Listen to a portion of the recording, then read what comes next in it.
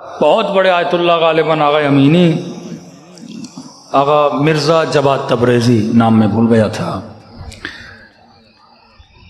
یہ بڑے شور اور مجمع بلا کے اور بڑے دھوم دھام سے غدیر کا دن مناتے تھے۔ عید غدیر کی اتنی تاکید ہے کہ ہر مومن اپنے گھر میں مومنوں کو دعوت دے، جب غدیر کا دن آئے اتنا ثواب ہے۔ تو غدیر کے دن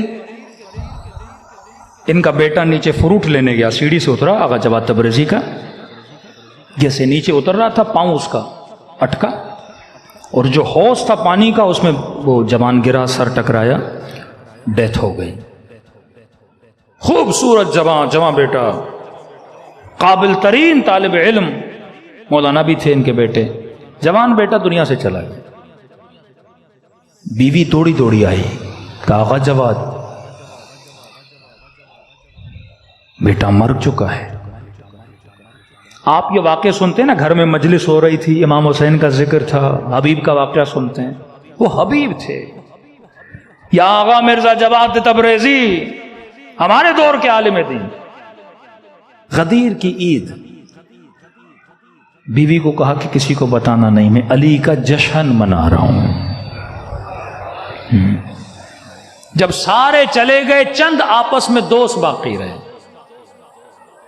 اب فکر دیکھیے، قوہ ادراک، آپ اسے جہاں سورس دو گے وہاں جائے گا۔ یہ ہم ہوتے کہتے پروردگارا اتنے سالوں سے علی کی عید منا رہا ہوں اور تم نے بیٹا لے لیا، عید غدیر ہے تو کوئی عید ہی دیتا، بیٹے کی جان لے لی۔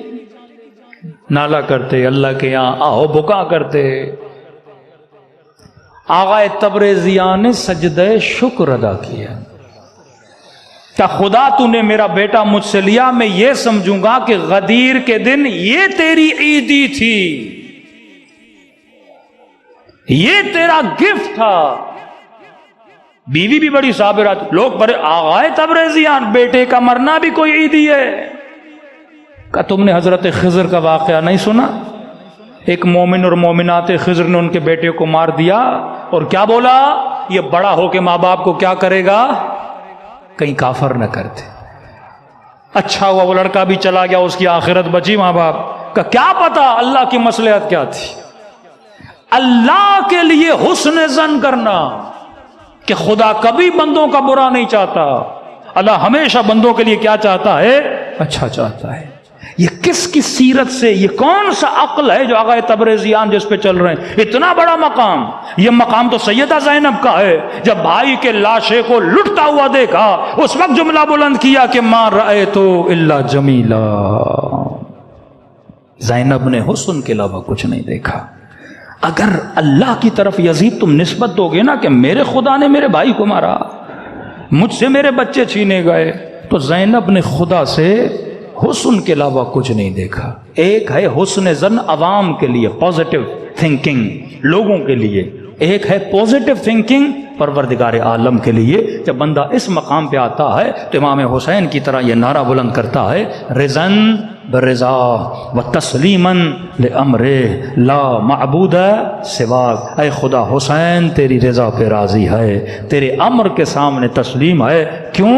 کیونکہ حسین کے پاس تیرے علاوہ کوئی رب نہیں ہے۔ صلوات پڑھے محمد و آل محمد۔